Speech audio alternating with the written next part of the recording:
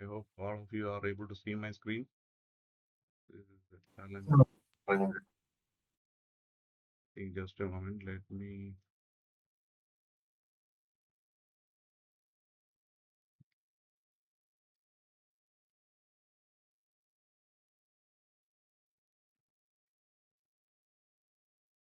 And the screen fully visible ആണല്ലോ അല്ലേ നിങ്ങൾക്ക് full screen ആയിട്ടാണല്ലോ കാണുന്നത് അല്ലേ? Yes, sir, full screen കാണാറുണ്ട്. Okay, thank you. So yeah, today what we are trying to do is three witches of IoT, how they will help us understand the future. That is the kind of thinking I am setting towards you. So നിങ്ങൾ എപ്പോഴെങ്കിലും have you ever heard about the three witches?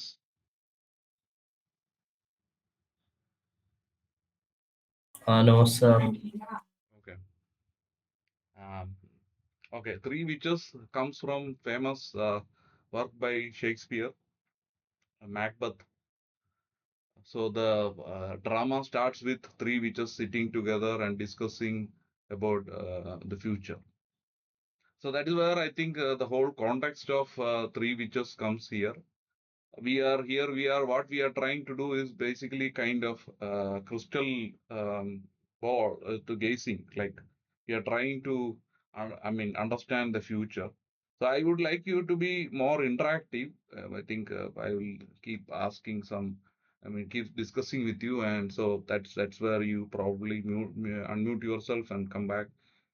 It's okay not to have a formal, too much of a formal. It's more important that we discuss. That's what I would say. So, what I would take you through is unwrapping the three witches, then creating magic. How can we create magic with these concepts? What are all the broad things, broad as well as depth of the IoT spectrum we need to think about, and the makers and the leapfrogging ourselves. Are you clear? Because I think there is immediately a dog has started barking around. So are you getting Sir, disturbed? it is not causing any problem. No, sir. No disturbing, Okay, sir. fine. Okay, thank you. So that helps a lot. So I think our thinking, that's what I thought we should see it from a different perspective. So that is the kind of thought process behind it. So this is so all of us might be interested in predicting the future, right? Have you heard about Nostradamus? Any of you have heard about Nostradamus?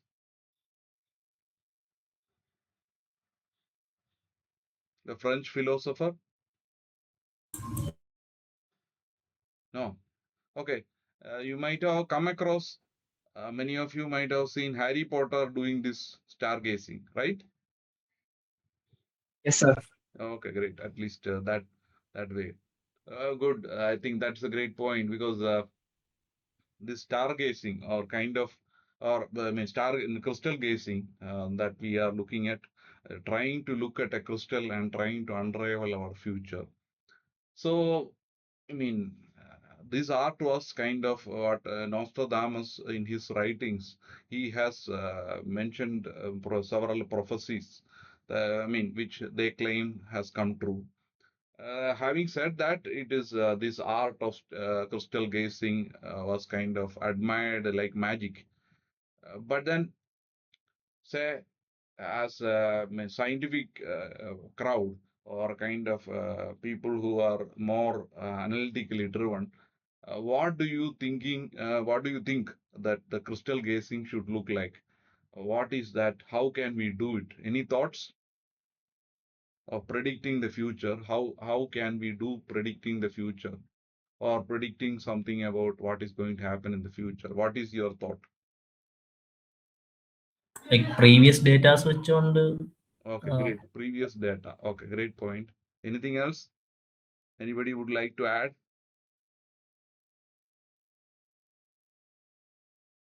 Please go ahead.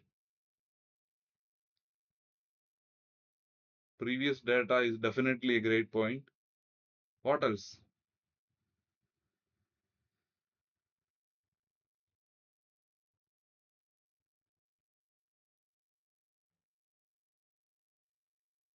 Okay. full silence.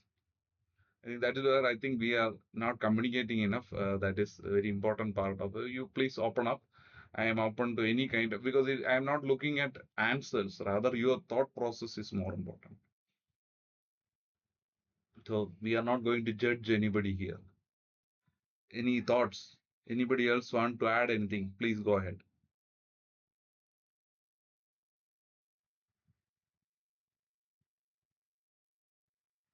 Okay, fine. Nobody wants to open the mouse. That is the best part. I think so. Like I think Taufik had pointed out, I mean one aspect is to look at our past data and try to reinvent the future.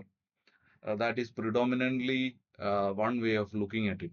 Definitely the one of the best ways to look at it. So what do we? Maybe I will ask another way. I mean, when you are trying to do, say, like, I mean, go from point A to point B, what will you do now?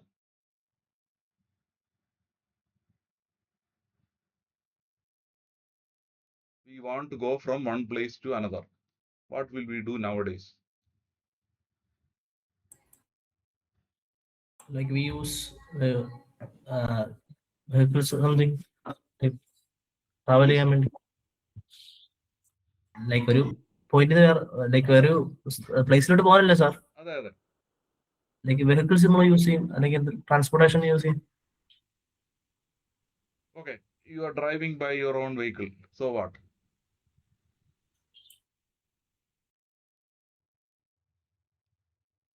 എന്താ sir? We look for directions on Google Maps.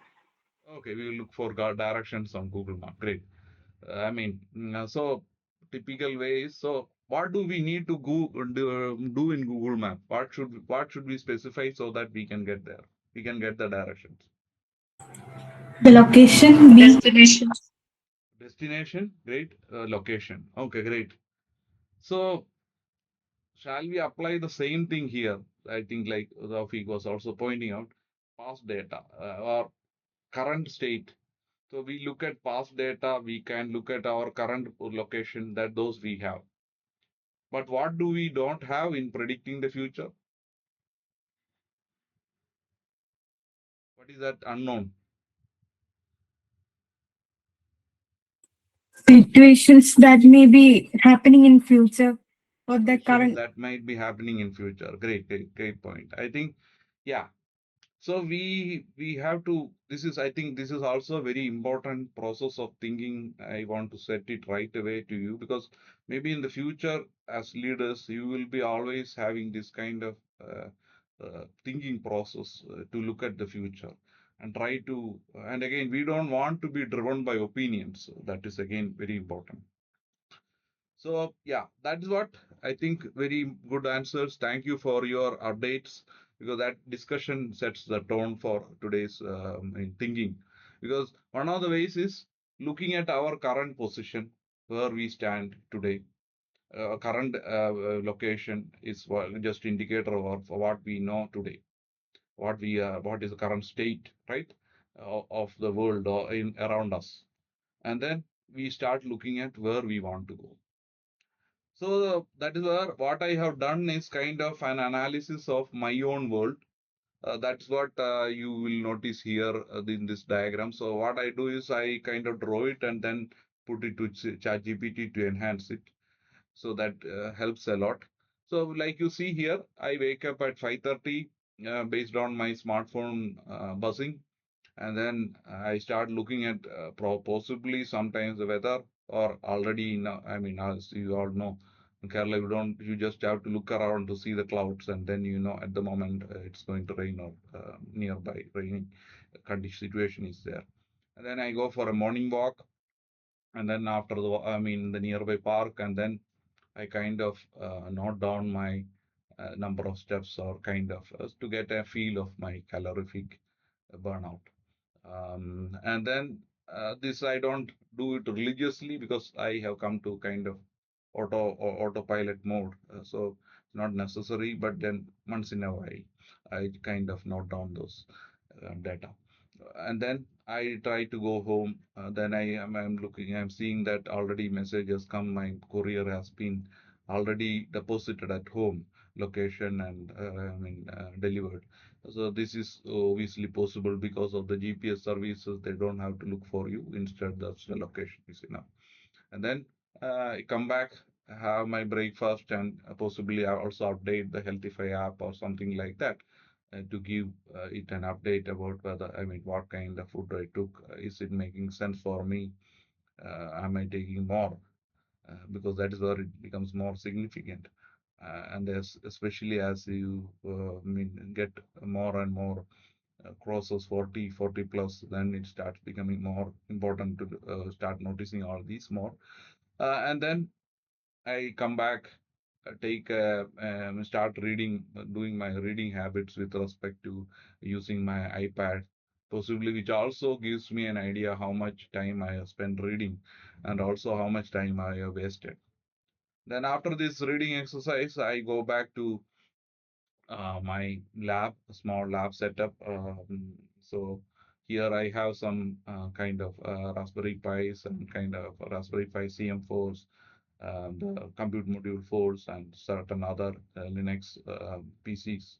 And all of these are connected over Tailscale so that I can remotely access them much easier. And then, quite often when my mother allows it to happen, when our maid is not available, at that moment, I think we'll probably I probably start the robotic vacuum cleaner, use the app to start the robotic vacuum cleaner, set the map saying this is the first floor, and then get it running.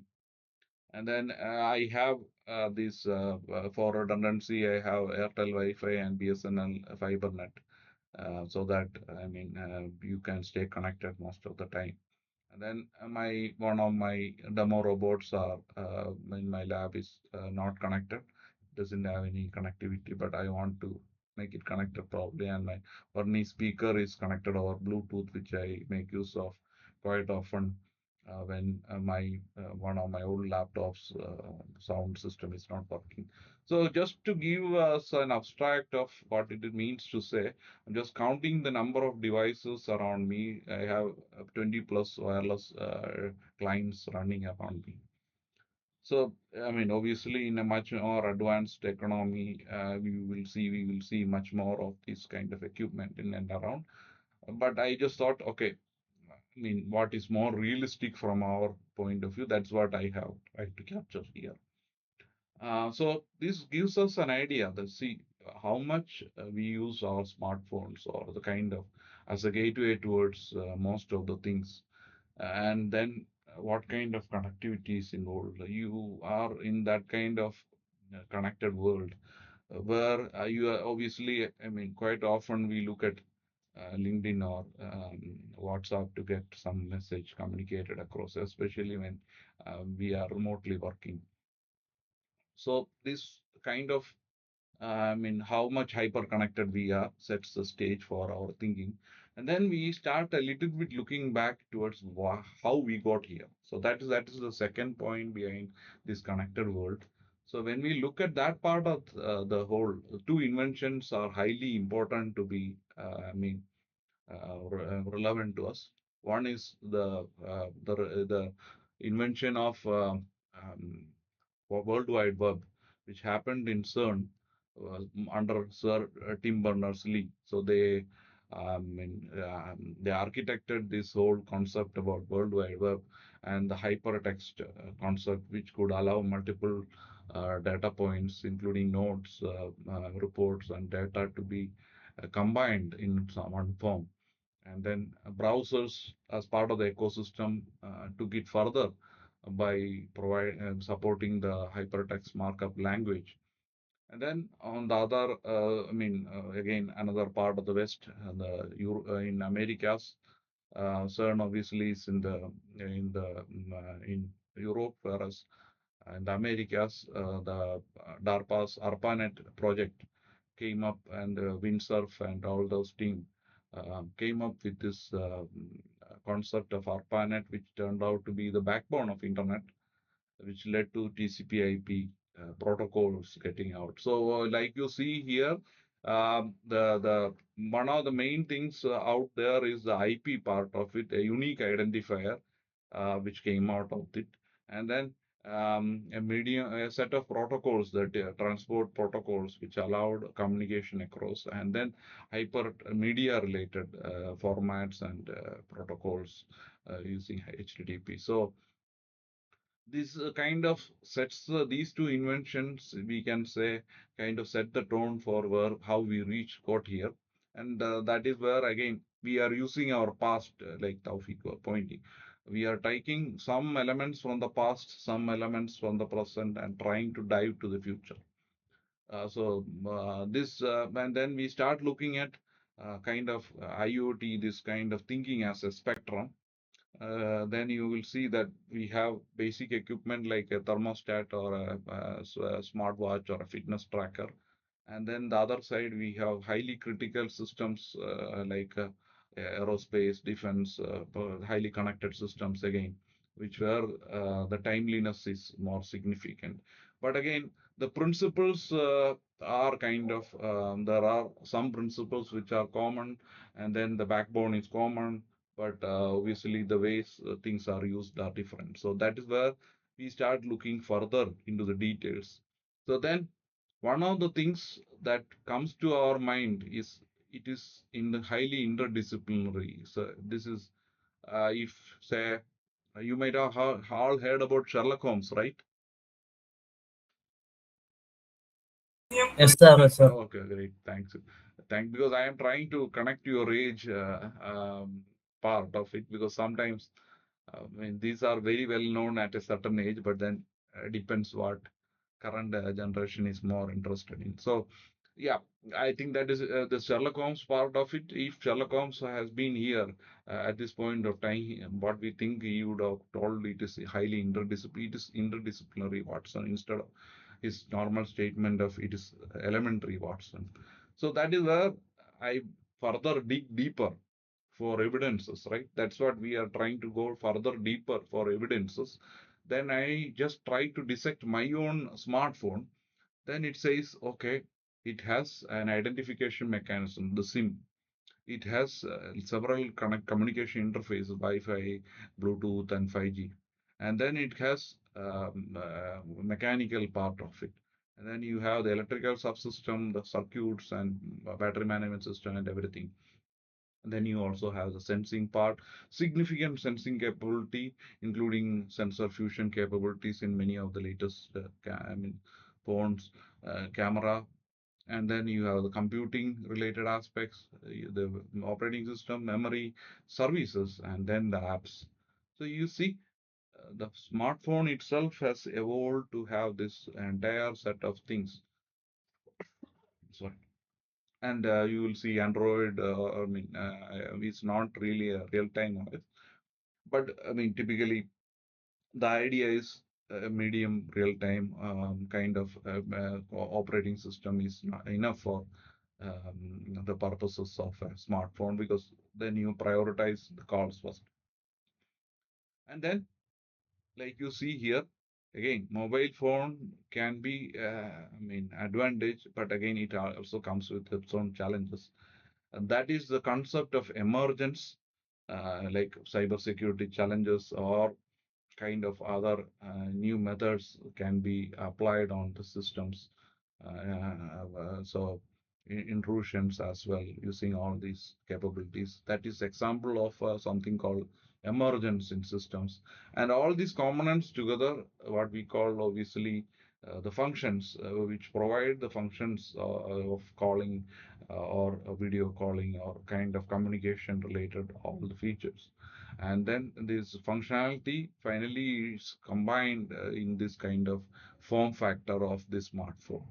So these are all concepts related to the, I am just trying to grasp you through that, and at the same time seeing dissecting a smartphone is probably very important from that perspective, because we are carrying it day in and out.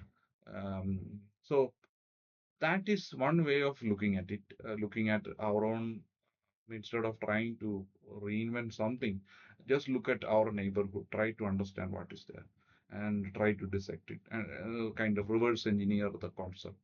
And then another way of looking at is in and around our ecosystem, the startups, the inventions that are happening in this current moment, the companies which are inventing, what are they doing? So that is where if you look at, I just this is more of a capture, more prevalent to Tirunelveli and Kochi, but obviously the landscape is bigger in India. But you see, there are lots of organizations which are involved in this area of work, and you can also see what kind of they are. Some are into semiconductors, some are into robotics and and mechatronics, and so some are into automotives. So a lot of so different areas. But then you will see kind of this is again now what kind of working in the area of marine areas. And then again, these embedded system solutions, many of these companies are involved in deep tech. And so this also again gives us the areas like there are multiple areas from smart systems to highly advanced systems, like robotics also in the picture, in Kerala itself, where we could participate better closely. So that being said, when we are looking at the evidences of what they are doing, that is, you can even take a NASCOM report and try to understand. From that, we can grab a view of our future. So I am trying to now uncover the witches, and actually, I call them by their names, and they are amazed, and they say, finally, someone remembered us. Anybody would like to go ahead with any guesses for who are the witches that I am talking about?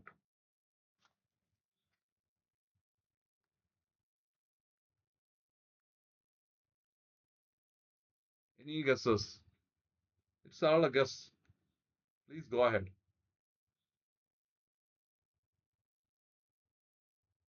Three witches.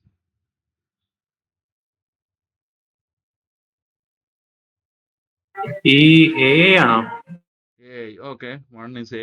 Interesting. Yeah, great. What else? അല്ല, ഈ assistant ഇല്ലേ സംസാരിക്കണത്, ആ സാധനമല്ലേ ആണോ? I am talking about three witches. The idea is to bring out three things. Any guesses? Any more guesses? Please go ahead.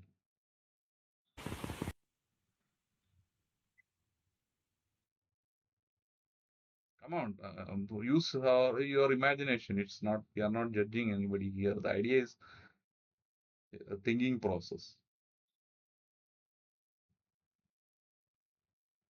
Imagine, just your intuition is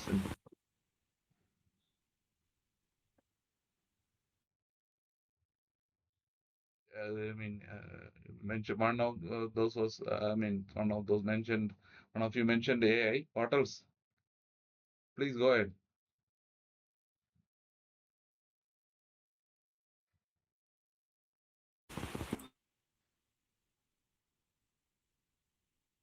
Yeah, yeah. Somebody wants to say. Please go ahead.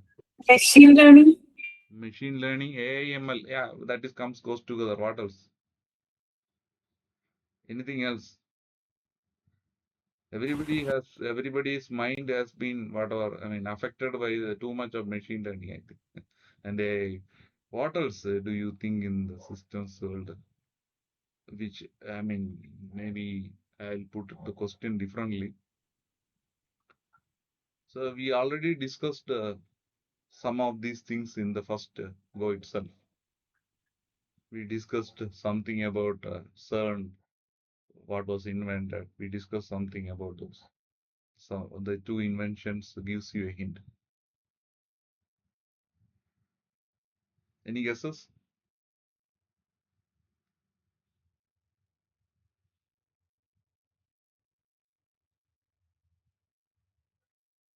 Okay, absolutely.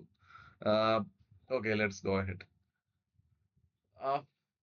So these are the three witches that I am talking about. So when I am talking, I am not talking artificial intelligence, because that is becoming a buzzword, sort of. So I am talking just intelligence. And then you see, when we are talking about Internet of Things, we already saw there is some sensing requirements because the real world needs to be somehow, perceived. And then that means the which of sensing. And then the other which is the which of connectivity, which we predominantly discussed as hints, because communication and connectivity and the kind of, then the which of intelligence. That's what. So earlier, this which probably would have been called control, because control algorithms were behind the scenes. And still, even many of the deterministic areas is predominantly control, driven by control. So does these three witches, does it make sense to you when I present it this way? It is one of the things is about perception. We are perceiving through the sensors, and then we are doing cognition, intelligence, and then connectivity plays a very important role, and then it leads to the action. Maybe actuators are also there. It's to kind of act on the real world. So these are the three witches, and like you see here, I reveal what is happening. I reveal what is happening is the kind of sensing analogy in like what is happening in that situation, temperature, pressure, or what kind of whatever you can sense. And then what the connectivity is about, I carry what is known, networks, protocols, gateways, and things like that. And then the third part is intelligence, which takes us through. It can be insights, prediction, closed loop decisions, control, or even edge AI, a little bit of that. So that this is and now our question is going little bit further. How can we really create this magic together with them? Because actually Shakespeare's drama, what the three witches they are starting to discuss, they are talking about Macbeth and the future. And then they kind of go and talk to Macbeth, and Macbeth gets influenced by them, and their first prediction comes true, and he's after that, he's because of his own ambition, he goes ahead and kind of because he is told he will become the king, and then he kind of, because of his ambition, he kills the king and becomes king and whatever. So that is a different way of looking at it. But what we are talking about is, if ever we get this prediction thing working, how we can really, use the thinking of combining these capabilities of sensing, connectivity, and intelligence.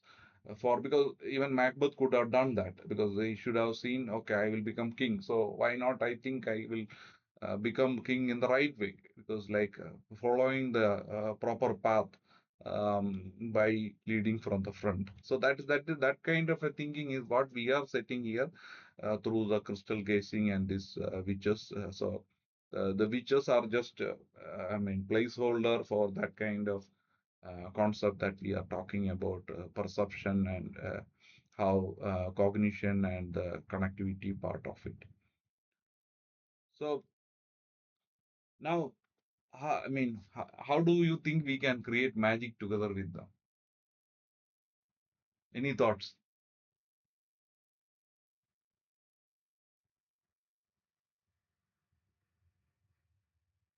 Any thoughts are welcome. Please go ahead.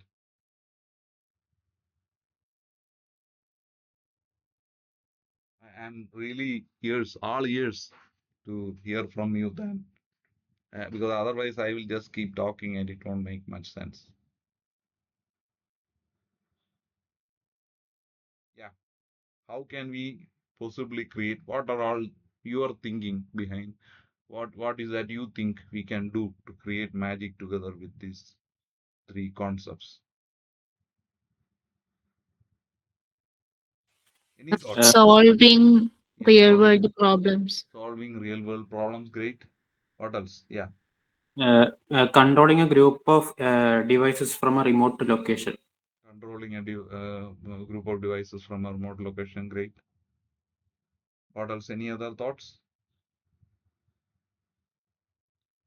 Okay, great. I think that's the good start. I think we should continue this. So what I thought is, in this method, what I am applying right now, what I am doing is like a police investigator will do. Instead of putting all these people together in one same room and discuss with them, take them individually so that we could find out the disconnect between them and use that as kind of, because these are they when they are sitting together, they are a system. So we kind of trying to decompose the system into parts and trying to see what are the gaps in each of these elements, and kind of trying to see the holistic picture. So that's where we are first taking the witch of sensing. So I reveal what is happening. So when we look at the detailed analysis of sensing, this is the kind of data that comes to us. You see, there are lots of problems with the data quality that the sensors are providing. And again, significant part of the data that the sensors are capturing are not even used, isolated or unused. That is, these are all kind of numbers. And the most important number we should see is calibration, schedule optimization, reducing it up by to another 15.7%, because calibration itself, is reducing, because the calibration itself is not done properly for many of these sensors, which means the data that they are going to provide is not effective or useful. So, like you see, the poor data, the quality of data, if it is poor, we will only see that kind of intelligence coming out of the whole system. So the trustworthy intelligence requires a trustworthy perception. So that is a fundamental point behind sensing itself. So you see, sensing itself comes with its own set of challenges, and that is where even if you are using a low accuracy sensor, it would have its own set of problems. Whereas that this 15.7% kind of challenges, you cannot do any adjustments with any other upsampling methods, or say like using AI to try to estimate, or any other estimation methods. You cannot overcome that. So that's important to understand. Sensing comes its own challenges. So that is where I think holistic view is very important. At the same time, this kind of questioning ourselves, like what if the world lies to us? Because this is, like you see, if the sensing itself is a challenge, like if the world is lying to us, we have to live with the narrative. We are seeing that across the world, a lot of things. We cannot even trust many of the news channels today. So this kind of view is very important. We have to make sure that we can trust that sensing concept behind it. That is very important from the, and then the amount of data being used. So that is again an opportunity. So there are threats as well as opportunity you will see here, because you will notice that lots of data is unused in the field. This is an area of work, and that's where the future will be more deciphered by this kind of data, isolated data, and giving it the context and trying to make sense out of it. That is there in predominantly. That's something very important. So this is about the sense, which of sensing. Then we go to connectivity. So then again, like you all know, we are hyper connected. We will think, but then the point is whether we are getting the right information at the right time, because the user experience, I think we discussed something about some user experience some time back in one of our discussions, and I think that's where the point is, fundamentally, if the data is coming, if the truth never arrives, that is the kind of question that we are talking about. Or if it is coming delayed, is it helpful? So I'm just putting the case over here. This is a snippet from today's Malayalam Manorama. മഴ കനത്തതെങ്ങനെ. Our people seem to be more interested in scientific fact finding after the aftermath of failure. Whereas, our focus, we are already knowing that this kind of Wayanad or those areas, Idukki as well, is sensitive in terms of our, vegetation and population also. So we seem to have not having a mechanism even to predict what should happen, what they should they be evacuated. That is the kind of decision I think we should be able to give. And this one more statement one of my friend used to say, more than the meteorological department advice, you can rely on Tamil Nadu weatherman, a person who is analyzing the data and trying to put it in. He has in X his tag, which many people follow for this purpose. And here, what comes to my mind is also this is a very important area of work. Probably many of us can involve. And I remember Ajit talking about landslide detection and things like that. It's more from the perspective we should be able to avert that kind of a mishap, at least save those people. Maybe we may not be able to save the entire situation, but at least the lives of people. Because I am also trying to talk about another incident which I remember from one of my friend. He was in ABB US for a while, for a couple of days for a discussion, and Florida, it happened like they had a tsunami or something of that sort at that time. And what they did, they kind of evacuated the entire people for one day. And after the situation became normal, they brought them back. So this, I think, is the kind of learning, and this is the kind of decision support system that we should look at. Whereas we seem to be because the data is already useless, and seem to be taking. Then we start teaching people. What is why it happened?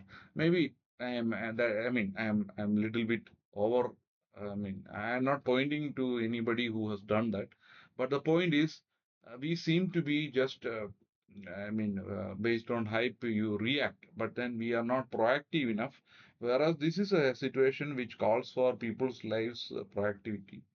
So that is this is the timeliness of information and the correctness. And you see, wireless is especially in the high ranges. It is. It is the signals are weak, and propagation effects are more, and a lot of data can be lost. So how could we solve this problem and get better disaster management? This could take us a long way further, because fundamentally, several mishaps are happening. And the timeliness of information, because for example, even timeliness comes into play even for, say, a situation like what I was dealing with, like healthcare, the from the patient to the physician. If you are looking at a robotic video based diagnostics, you might need it to reach there within 150 millisecond.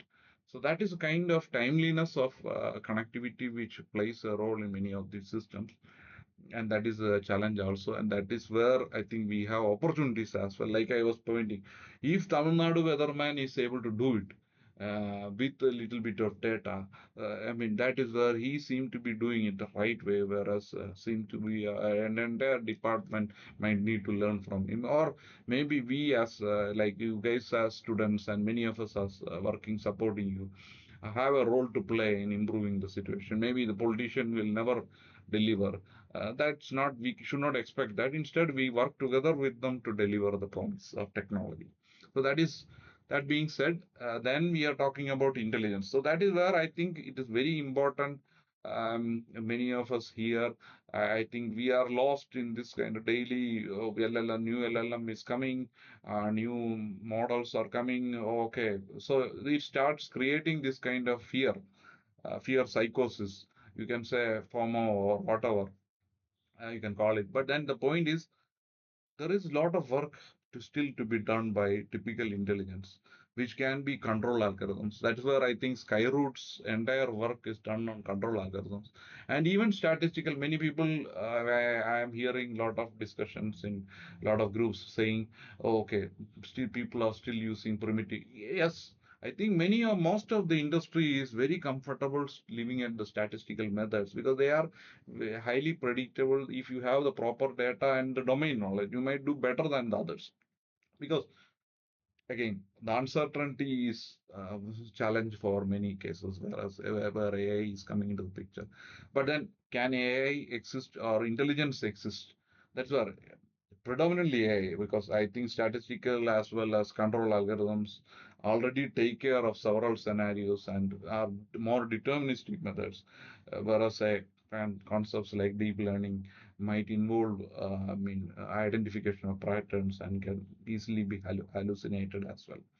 So, but then many of you might ask me what, because like you see in the real world, it's about data quality, incomplete data, and all lot of problems which can lead to garbage in, garbage out kind of situation. So, but how do we learn all this stuff together? So that's where I think MuLearn and the context that we are in plays a very big role. Like if we are going the typical approach of like going a linear form, like okay, I will learn evaluation hardware, bare metal, real-time systems, like typical standardized approach, like on the embedded side or protocol side, and then I will come back and do something. That is no more relevant. I think many of your advantage in the future will be how faster you can pick up these things and able to make that's a maker revolution that we are talking about, and that requires actually teamwork. And I think not just simple teamwork, teamwork in the sense like each of you should act like a commando. Can anybody tell me what is the difference between a typical soldier and a commando?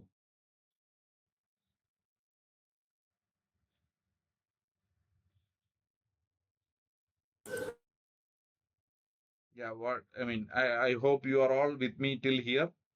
Uh, can anybody tell me what do you think as the difference between a commando and a soldier? So mainly commander commands ചെയ്യുമായിരിക്കും soldier അനുസരിച്ച് like I'm not talking about commander, commando. command. Oh,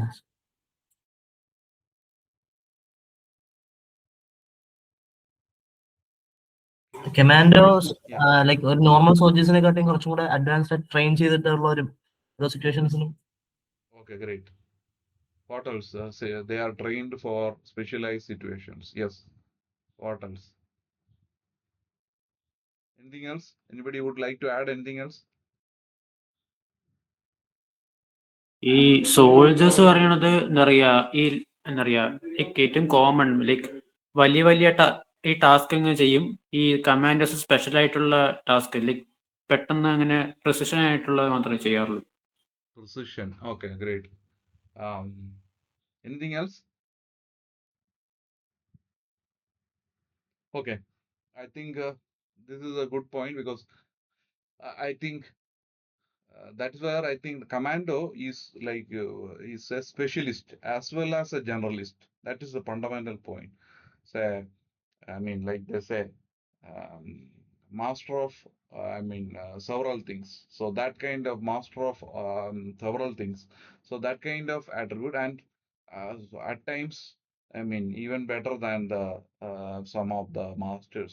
So that kind of, if you might have a specialist capability, at the same time you are a generalist. That is because like you told, they are trained to do certain in some precision or special scenarios, act in a combined manner. So this is, I think, that is where I think the commando and the parlance of projects like hackathons are similar, because maybe you are given a new situation and immediately you are to act based on that. So actually what happens there is kind of, we have to take out our entire human capability of like intuition, like okay, somebody is coming, we never know because you don't have a sensor to look at it, but then you are using your capabilities of sensing to see, your eyes and ears keeping it open and trying to see, hear anything.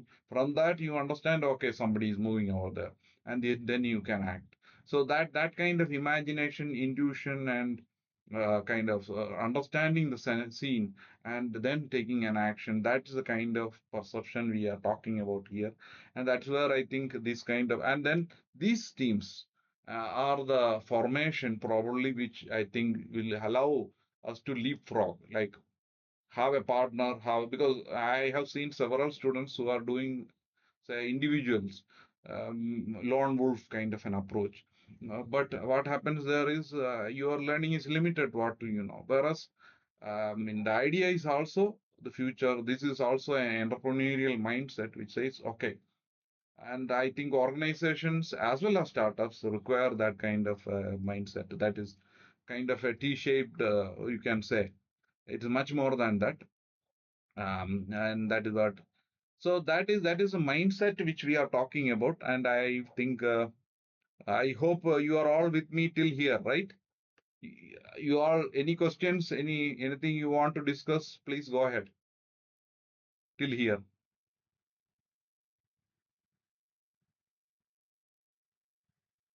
Okay, if nothing else, I will continue. But then I think this picture I was trying to re-go together again right now.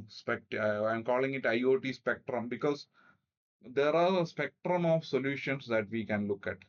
And on one side of the spectrum, we have something smart where you might use predominantly a lot of even artificial intelligence, not just or any intelligence, because intelligence in that names it need not be. So if you are able to serve the user their purpose, I think that is intelligence that the user is expecting, not necessarily. User is never asking you should have only this. But then that's where the customer perspective or the user perspective of what they want, are we satisfying that function? That is the predominant mindset we should have. And whatever, because maybe that's a domain specific intelligence that is required. Fine. You are putting a very clear set of rules, makes sense because fundamentally that makes their life simple because that is probably what all that they want. So this is a thermostat. They say it has featured in MIT Technology Review. That is why it is mostly discussed. Nest thermostat, which can learn your preferences over 2 weeks and create a program itself. So because you see, AI is always about creating a program, and that is where this has been. Not that so it is kind of helping that convenience that the user is wanting to have in say Europe or America. This is predominant. If you see heating systems come with transducers, this thermostats and sort of things like that. And then like you see on the other side, we on the spectrum, you have the significant areas, mission critical areas of aerospace, defense, and all. Of course, I think one of the points also to say is, I think Dr. Somnath, the previous head of ISRO, he was in fact pointing, chairman of ISRO, he was even pointing to the fact like uh, we are probably not using all the kind of AI systems yet in this area, even those startups are not. So, I mean, because one of the main predominant aspects is because in these areas, if you involve AI, there can be challenges of say something happening, and then in that scenario, your data becomes a liability because you cannot react, and then that might really lead to the failure of your system, which is why probably they are more. Um, more a little bit hesitant to use it that way. But then probably many parts they are using it like their launch system supports to be autonomous, so they may be using a kind of reinforcement learning or something similar over there. But then predominantly their control has been done by the guidance, navigation, and control algorithms. That's what they are predominantly talking about as well. And in between, like I mentioned, my area of work, I am calling it edge because it is somewhere in between, not so critical as long as it is not doing telesurgery. But telesurgery often, of course, if telesurgery comes into the picture, you have to say the data needs to reach from one end to the other in 10 milliseconds because you are inserting something and you need to get the feedback of that in a timely manner. Otherwise, you will start continuously inserting maybe. So that is a kind of thinking that experience, I think, is predominantly the most important factor which is driving everything. And this is the next thermostat. I will just have a look at the time. Yeah, I think yeah, we are half past. Almost, I will shortly complete in another 10 minutes, most probably. Thermostat. This, like you see here, this device comes with its sensors, like temperature, humidity, occupancy, ambient light, and schedule. The user, it collects some initial user input, and then it comes with its connectivity, Wi-Fi, secure TLS to ensure security, and then it connects also to the cloud, because here is that the thing, the function and form coming into play, because actually the thermostat is basically kind of doing only the local where you are clear, you can take the decision, and the global decision, like, okay, maybe coming up with a full program about the user's usage, it needs more analysis and more computing power. That gets done in this service. So that is a combination of these two, and that is where I think one of the main things, when when you are having work, this um, each of these tasks, you can these workloads, you can say, workloads can be distributed in multiple fashion, and then if the workloads together can do the work, that is probably enough. So you need not have all the updates like Tesla car, for example. You need not have the update entirely on the edge device, or the kind of IoT device. Instead, you can have it participating with the cloud and then taking a call. And also, but then it should this device should have its own local capability, because if the connectivity is lost, it should still survive. So, but then it's not mission critical, so there's some tolerance of connectivity. If it's not there, still it is able to manage. That's very important. The tolerance is there. Then further coming to robotic vacuum cleaner, like you see, there is no user interface. Or much lesser user intervention here. Like, you can, if you want, you can use the app, but you are not, it's not necessary. You can even switch it on from the machine itself, and then it starts working, and the actuation is also there. But fundamentally, its interesting part is, you will see the lidars, and then lot of sensors which will make sure that it's not falling and things like that. So this is predominantly the case study of robotic vacuum cleaner and edge kind of a system, very similar to the one, but then a little more criticality, or more significant, because, and then slowly you see there is only limited user control, because it should autonomous, it should sort of maximum autonomy. We are trying to get to that part of it.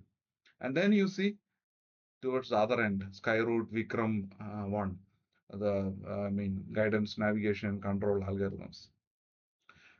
So there you will see the guidance system, like the trajectory. You are actually setting a trajectory, and this trajectory generation is important. And then based on the trajectory, it goes. And then the navigation system is about kind of estimating. You might also see here, you will see, I don't know how many of you have uh, anybody has heard of Kalman filter? Any of you have heard about Kalman filter?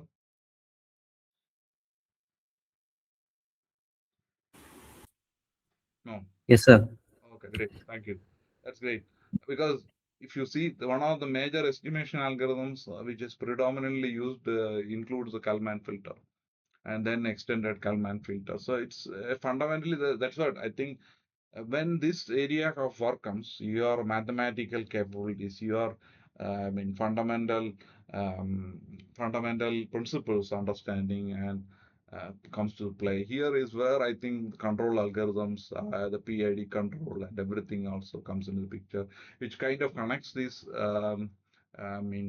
Connects the navigation and the guidance system, and like the Skyroot Vikram 1 didn't have a joystick, so it was fully autonomous navigation, which they say claimed by the guide, and then you have a control center for everything. So which is this picture is what I think predominantly what we are noticing.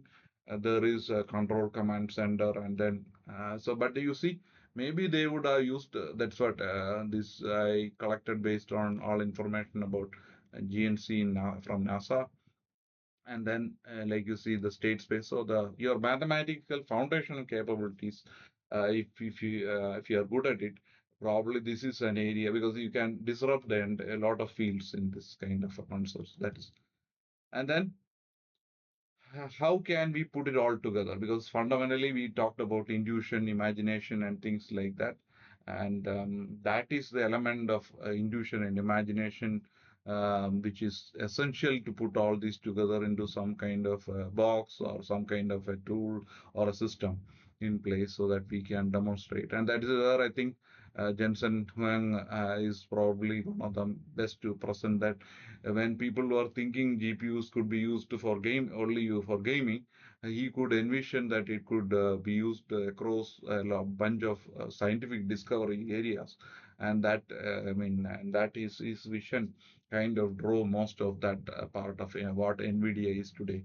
And this is again a descendant of Edison's thinking. He not only invented the light bulb, but towards conceiving the concept itself. And then this is a principle, but then like you see, we should put our imagination, intuition into place, and then use our common sense, which is also kind of ensuring that a business is required to set it up. And that is where but this real win worth is a kind of framework you can use for checking whether people require it, the customer case, the user case, and technically feasible solution exists and business viability, whether it is worth doing it. And I think these are some ideas I am leaving it for you from Kerala state. Case, for example, you can say like adulteration is a major problem. We have a lot of people who have cancerous issues, and it could be due to adulteration in milk, say 29% adulteration. We are saying milk quality check.